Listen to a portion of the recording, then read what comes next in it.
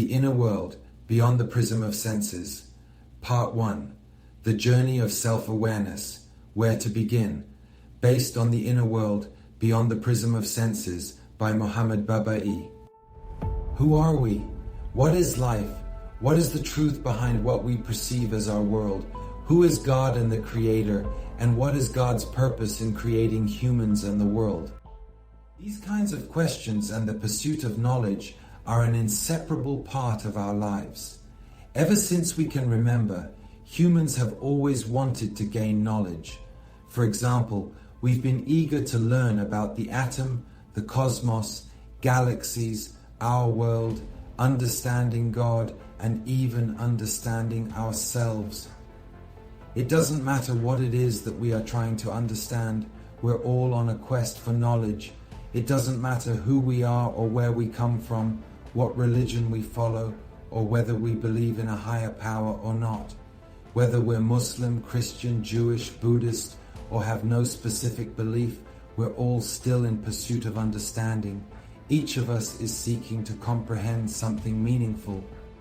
Have you ever thought about where our understanding is rooted? All pursuits of knowledge have a common starting point. They are all based on our 5 senses. We humans are more like beings who live inside a closed box, and the only way we can connect with the world is through 5 openings, which are our 5 senses. Our pursuit of knowledge is based on the information that these senses provide, but here's the catch. Most of the time, we just assume that the information that our senses give us are completely right. We hardly even question them and blindly trust them. However, the first step in the pursuit of any knowledge is getting familiar with these 5 sensory channels. So, we begin this series of classes with an important question. Is the information we receive from our 5 senses true and accurate? Only if they are accurate, we might be able to judge and define what is right and wrong. Don't we humans quickly jump into conclusions, debate ideas, and attempt to understand our world without checking if the information provided by our 5 senses is correct or not? In the following videos, we'll further examine each of these 5 senses to evaluate the accuracy of the information they provide. This is incredibly important because we base our judgments of right and wrong, appealing and unappealing, and anything else you can think of on these 5 senses. Another misconception is believing that when we listen to someone explain a topic, we understand what they intend to say word for word. But that's not how it really goes down. When we listen to someone speak, we actually use our memories and past experiences and recreate that topic in our mind. We recreate it. We never obtain the topic as it was said. Now, when I say memory, I'm referring to everything that we have experienced through our 5 senses. It could be as simple as a stroll in the park. Our eyes see the sky, our ears hear the birds chirping, and our nose catch the scent of flowers. Memory also includes the information we obtain from our sense of hearing.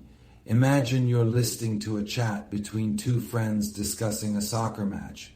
What you hear through your sense of hearing counts as a memory as well.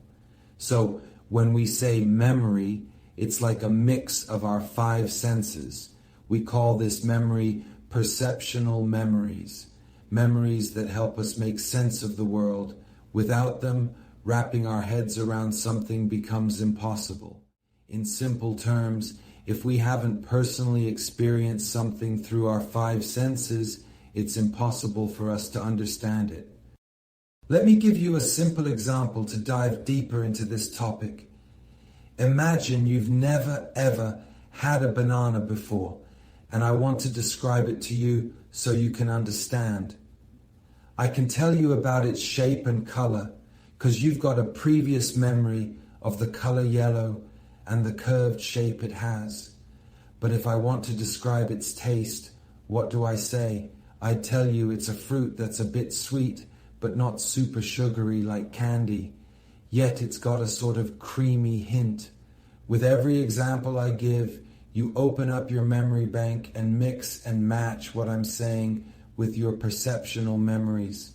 So, do you think you can truly recreate and understand the taste of a banana from my descriptions? When you think about it, it's a bit tough. Even after all my efforts to describe the taste to you, when you finally have that banana and take a bite, you'll realize that your effort to imagine the taste of a banana is not accurate and not comparable to the actual taste of a banana. See, if we've never tasted something as simple as a banana, we just can't grasp its flavor. And what we call understanding is nothing but a recreation, an imagination of something you have not experienced via the things you have experienced.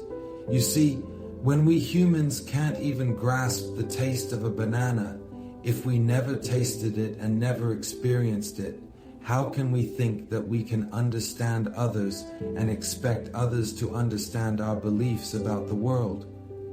We humans don't have the same perceptual memories because we don't have the same background and experiences. Each person's memory is unique and no memory is complete. So we can't expect others to get what we're saying. Likewise, we can't judge others either because we don't have their perceptual memories. So you see how we humans rushed into understanding our world and jumped straight into conclusions without considering how understanding actually happens. We need to know that comprehension is a recreation based on our unique perceptual memories and the 5 senses. The humanity's search for knowledge is essentially a mental simulation using perceptual memories.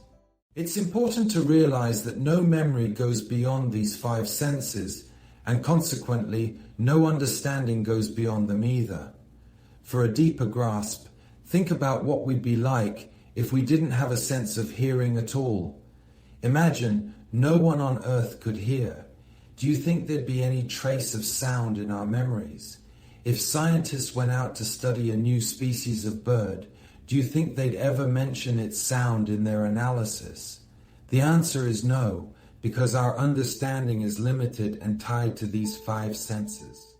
No matter what you are seeking to understand, the world, the cosmos, God, the first step is self-awareness and becoming familiar with the function of these 5 senses.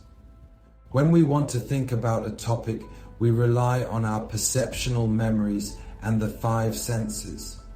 Thus, on our journey of understanding, we need to question these senses and see if the information they provide is accurate.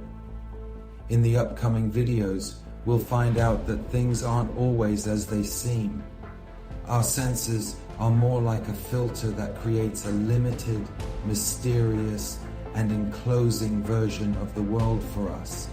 They create a sort of a dream, and we build our reasoning and arguments based on this dream. So, join us in the next videos to gain a better understanding of ourselves and the world we're experiencing.